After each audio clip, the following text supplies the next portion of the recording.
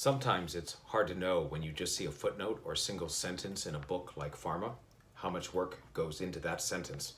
Perfect example, on page 99 of my book, chapter called A Haven for Communists, I have a line. It talks about the fact that a research center at a state mental hospital was listed not at its correct address in Queens, but instead at a Manhattan address with a telephone number that I found also linked to Arthur Sackler and the Sackler brothers. It turned out to be a place where they had their own businesses.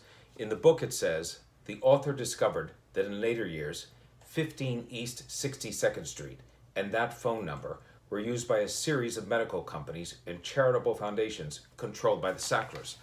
What went into that is I ended up taking a wall in my home office and tracking literally that address, 15 East 62nd Street, and the telephone number, 212-832-7900, to Terramar Research, founded in 78 Raymond Beverly Sackler's Foundation, Mortimer Sackler, the telephone numbers, the Sackler Family Foundations, Sackler Lefcourt Center for Child Development next door at 17 East 62nd, the Sackler School of Medicine in Tel Aviv, the Sackler Family Foundation, the tie-ins to Arthur, Mortimer, and Raymond, the brothers, and the tie-ins to earlier companies from medical science.